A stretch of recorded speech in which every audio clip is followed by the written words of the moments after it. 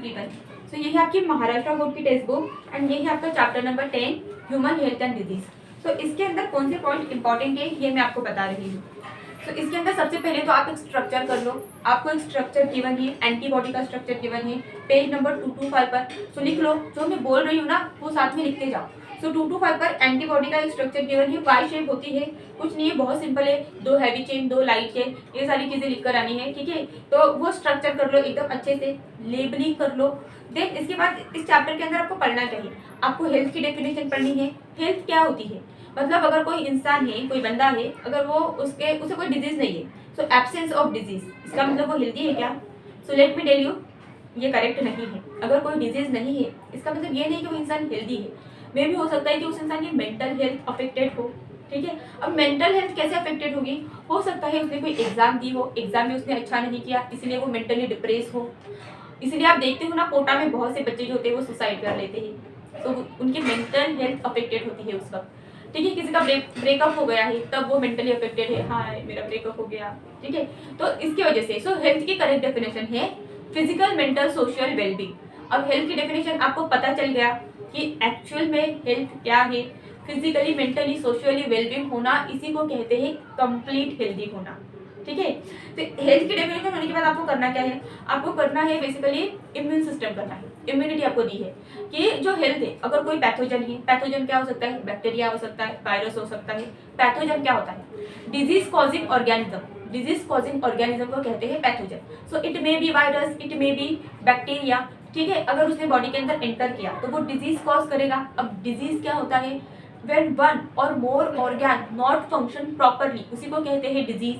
अब आपको disease pathogen की डेफिनेशन क्लियर है, लिख लो इन चीज़ों को जो भी मैं बोल रही हूँ, ठीक है। तो फिर अब डिजीज हो गया, तो आपको डिजीज कौन से पढ़ने हैं इस चैप्टर में? आपको पढ़ना है viral disease, bacterial disease, fungal disease, helminthic disease and protozoan disease. तो ये डिजीज आपको पढ़ने हैं। इसके बाद आपको कैंसर पढ़ना है, आपको एड्स पढ़ना है, ये वाले डिजीज आपको पढ़ने हैं।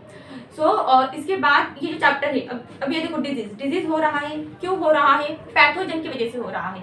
वो पैथोजन बॉडी के अंदर एंटर कर रहा है और डिजीज हो रहा है। हमारे बॉडी के अंदर कुछ ऐसा हमने जुगाड़ लगा सकते हैं कि वो पैथोजन बॉडी के अंदर तो आए, लेकिन कुछ तो चीज हो जो उसे रोके कि ए तो डिजीज नहीं कॉज कर सकता रे, ए तो डिजीज नहीं कॉज कर सकता रे। तो वो होता है इम्यूनिटी। तो फिर यहाँ पर आ जाएगा आपका इम्यूनिटी वाला portion, which is very very very very interesting and too important. So immunity क्या होती है? बेसिकली इम्यूनिटी एक रेजिस्टेंस होता है। जो पैथोजन होता है ना, सपोज ये पैथोजन है और ये किसी इंसान की बॉडी है, अभी पैथोजन तड़प रहा है इसके बॉडी के अंदर जाने में, अभी पैथोजन चला भी गया, अब ये जो इंसान की बॉडी है, सपोज अब यहाँ पर ये पैथोजन है और ये सोच रहा है कि मैं डिजीज कॉज करूँ, तो एक बैरियर आता है, वो होता है इम्यूनिटी, जो कहता है कि मैं तुझे डिजीज कॉज नहीं करने दूंगा रे, मैं रेजिस्ट करूंगा रे तुझे, और वही होता है इम्यूनिटी। सो इम्यूनिटी बेसिकली रेजिस्टेंस होता है, रेजिस्टेंस होता है जो पैथोजन को डिजीज कॉज नहीं करने देता। फिर यहाँ पर आपको पढ़ना है types of immunity, innate immunity, acquired immunity, फिर यहाँ पर आपको cell mediated immunity, humoral immunity क्या होती है। सो अब जो चीज़ मैं बोल रही हूँ ना वो लिख लो, क्योंकि ये आपके बोर्ड में आएगी और आपको ऐसे ही लिख के आना है। ये बेसिकली ऐसा एमसीक्यू नीट में भी आ जाता है। So cell mediated immunity and humoral immunity. Cell mediated immunity कौन से लिम्फोसाइट देते हैं? So basically 2 type of lymphocyte होते हैं, T lymphocyte and B lymphocyte. So जो सेल मीडिएटेड इम्यूनिटी है वो टी लिम्फोसाइट देते हैं, और जो ह्यूमोरल इम्यूनिटी है वो बी लिम्फोसाइट देते हैं। सो टी लिम्फोसाइट भी फर्दर, फिर टी लिम्फोसाइट के भी फर्दर 3 सेल होते हैं। कौन से है वो?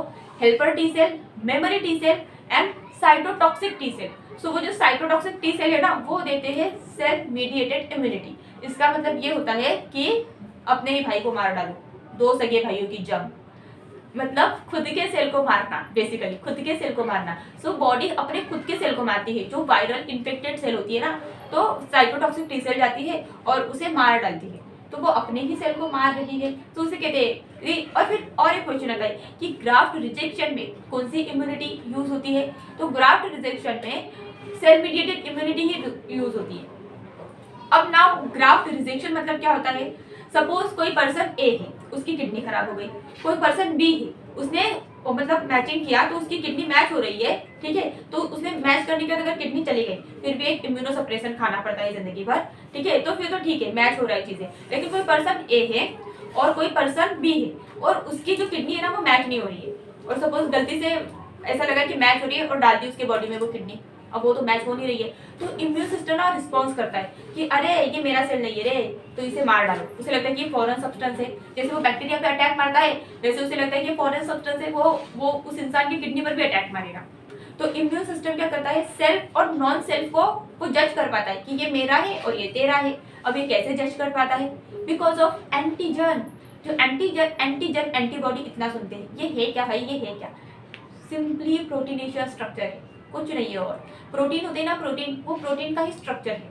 एंटीबॉडी वाई शेप की होती है, और जो एंटीजन होते हैं वो एंटीजन जो होते हैं हमारे सेल के ऊपर ऐसे लगे होते हैं, एंटीजन सेल के ऊपर लगे होते हैं और मेरे सेल के एंटीजन अलग है। आप जो मुझे सुन रहे हो आपके सेल के एंटीजन अलग है, तो अगर आपकी बॉडी का कोई सेल मेरे बॉडी के अंदर डाल दिया तो मेरे इम्यून सिस्टम उसके ऊपर अटैक मारेगी, वो कहेगी यार ये मेरा तो सेल नहीं है, ये मेरा तो सेल नहीं है।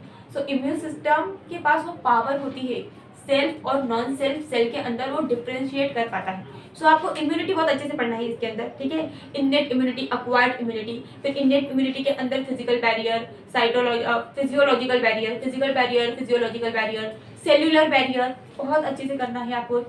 देन इम्यूनिटी होने के बाद आपको इस चैप्टर के अंदर वो जो डिजीज करने हैं उसके अंदर जो प्रोटोजोन डिजीज है, डायरेक्ट क्वेश्चन आएगा, protozoan disease is dash dash, और 4 ऑप्शन दे दिए होंगे, टाइफॉइड, निमोनिया, मलेरिया, बताओ कौन सा है, मैंने तो 3 ही दिए, बताओ आप मुझे कमेंट करके बताओ प्रोटोजोन डिजीज कौन सा है। सो जो टाइफॉइड और निमोनिया है वो तो बैक्टीरियल डिजीज है, सो बचा कौन, मलेरिया। सो मलेरिया एक प्रोटोजोन डिजीज है। तो सबसे पहले तो क्या करो, डिजीज लिखो, उसके बाद bacterial, viral, fungal and protozoan, helminthic, ऐसे कर दो। ये करने के बाद उसके मतलब उसके एग्जाम्पल लिखो।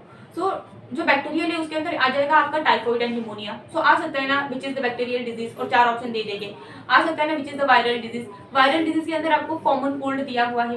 उसके बाद प्रोटोजोन के अंदर मलेरिया डिस्कस कर लिया। देन हेलमिंथिस के अंदर एस्केरियासिस दिया है, और एक दिया है एस्केरियासिस है, एंड एक कौन सा हेलमिंथिस के अंदर, लेट मी चेक, एक एस्केरियासिस दिया है आपको हेलमिंथिस डिजीज के अंदर, और एक आपको दिया है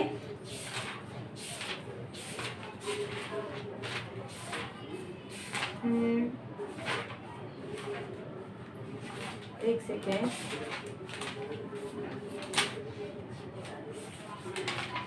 एस्केरियासिस,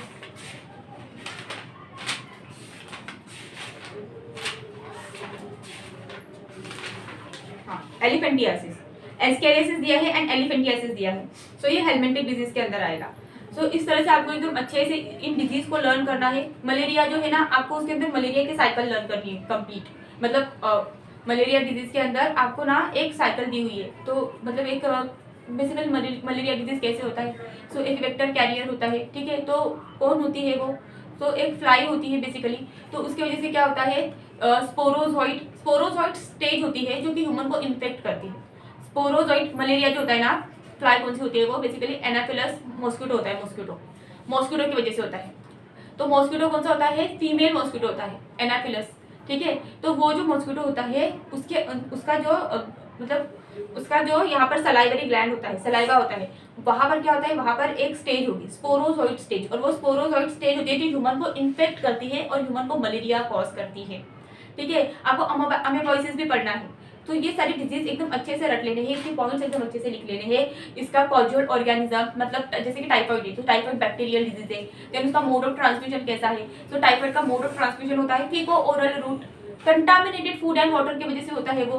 देन उसके बाद उसके साइन एंड सिम्टम्स क्या आएंगे, साइन एंड सिम्टम्स। तो एक सस्टेन्ड फीवर होता है टाइफॉइड के अंदर, 39 डिग्री टू 40 डिग्री सेल्सियस एक सस्टेन्ड फीवर होगा। इंटरस्टाइनल परफोरेशन होगी, इंटेस्टाइन के अंदर छेद हो जाएंगे, ठीक है। तो टाइफॉइड का जो बैक्टीरिया होता है ना, साल्मोनेला टाइफी, उसे इंटेस्टाइन बहुत पसंद होता है, जाता है वहां पर बैठता है और इंटरस्टाइनल परफोरेशन करता है। तो आपको सारे डिजीज का ऐसे ही याद रखना है कि किसके अंदर कैसे होता है, ठीक है। तो यही पढ़ना है आपको ह्यूमन हेल्थ एंड डिजीज के अंदर। सो होपफुली आपको हेल्प किया होगा। और वो जो मैंने आपको बताया ना, जो आपको वो डायग्राम ड्रॉ कर लो एंटीबॉडी की, वाई शेप होती है ना वो। सो इतना कर लो, इतना भी आप कर लोगे इस चैप्टर के अंदर। एंड देन कैंसर का एकदम अच्छे से टाइप्स ऑफ कैंसर दिया है, ठीक है। कैंसर बेसिकली क्या होता है, कोई नॉर्मल सेल है, नॉर्मल सेल नॉर्मल ग्रोथ कर रही होती है और एक बार मतलब मरना तो सभी को, तो नॉर्मल सेल मर जाती है। बट कैंसरियस सेल जो होती है ना, वो मरती ही नहीं, वो कंटिन्यूसली डिवाइड ही करती जाएगी और फिर बनाती है ट्यूमर। सो ट्यूमर भी दो टाइप के होते हैं, एक होता है बिनाइन ट्यूमर और एक होता है मैलिग्नेंट ट्यूमर।